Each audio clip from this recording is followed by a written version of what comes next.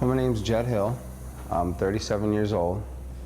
Parents kind of had, my father kind of had some drug issues, so there was always, my mom and dad fought a lot. I learned at an early age to not voice my opinion. My name is Joe, full name's Joseph, last name's Navarre. I was hired in the Sheriff's Office in 2006. My father was a Toledo police officer for 30 years, retired as a detective, made a pretty good reputation for himself. My grandpa was a captain of homicide.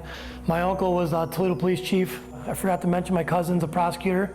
So it's, you know, for a while there, my dad arrested him, I booked him, she prosecuted him, and we put him in prison. So that's kind of what we did for a long time in my family.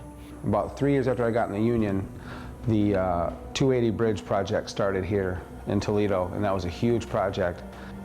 Cocaine was a serious problem on that bridge. A lot of people were into it, so I fell into it, hanging out with the guys after work, drinking a few beers, and then, you know, kept seeing them go out to the truck, so I got to the truck with them, and it started off like a social thing, but it ended up being a serious problem in my life. I went to the police academy, became a deputy sheriff with Lucas County. When I was on the road patrolling, we'd come up to something, and I was always the one that, wait a minute, that's wrong. So if that's wrong, this has to happen.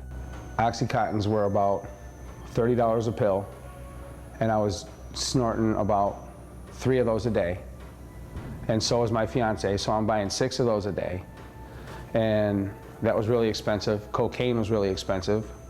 So at that time, when the bridge stopped and it was complete and I was laid off for a few months, that's when I got into heroin and crack cocaine.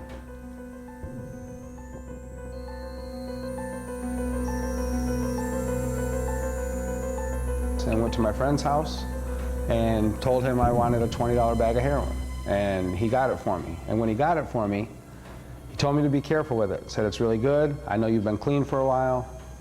You know, your tolerance isn't what it used to be. Don't do all of it. Well, I have a shaky hand. So as I was trying to dump just half of this bag into the spoon, my shaky hand dumped it all in there. And I knew, my ego said, don't worry, you'll be fine. So I did all of it. I was sitting in his bathroom, and I remember injecting it, and I remember as soon as I injected it, I knew I messed up.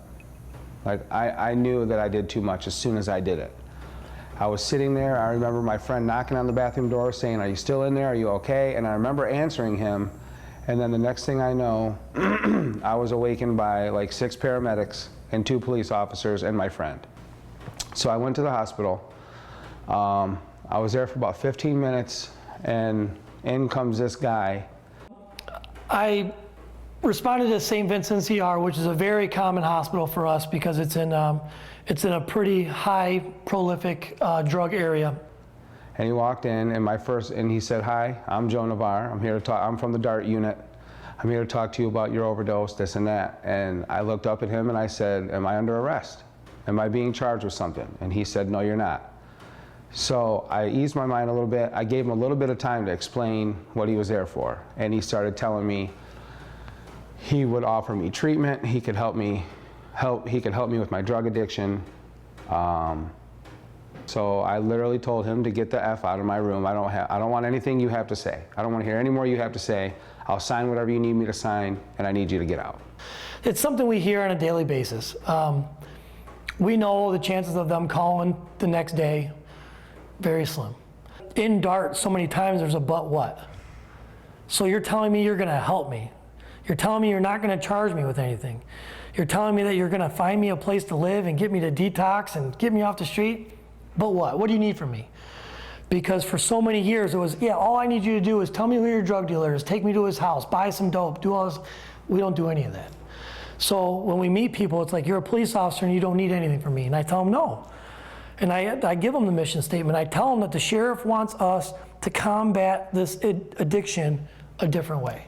I tell them, I said, if I can get you help on preventing burglaries, if I can get you help on preventing sexual assault, if I can get you help on preventing theft, I'm preventing all that stuff. And that's what I want from you. All I want for you to do is get better. I went back to my house. From June till November, I used every day. It started off with just a little bit, and it got up to be about a gram a day. My rock bottom was when my landlord showed up and offered me $100 cash to give him the keys and get out. That whole day, I was dope sick that whole day. Couldn't come up with any money, couldn't come up with a ride to go steal anything. And I was really, I sat there on that couch, the couch that I had left all day, and thought about where my life was. And never in my life, no matter how down I got, I've never completely felt hopeless, ever. Through all the addiction I've been through all the times I've really messed things up, I've never, ever in my life felt 100% hopeless and just didn't have a care in the world anymore. I didn't care. To me, I didn't have the courage to kill myself, but I didn't care if I died. I didn't care whether I lived or died anymore. I had nothing. My life was stealing to get heroin. That was my life. That was my everyday life, and it was useless and hopeless. But then I remember that I had that Joe Navarre's card in my wallet, and he told me if I ever changed my mind, he would help me. And when I gave him a call, I pulled that out of the wallet, gave him a call, and when he picked up, I said, "This is Jed Hill, blah, blah, blah. Do you remember me?" And he said, "Yes, I remember you. You told me to get the F out of your room about 6 months ago." And I said, "Well, things have changed, and I need some help." We don't cure people. We don't get people to recover. They do it themselves. We bridge that gap. Joe Navarre saved my life.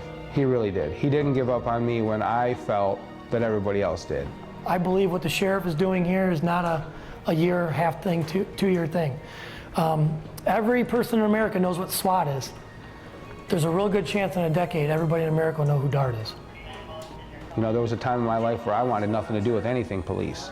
And now I call police just to see how they're doing.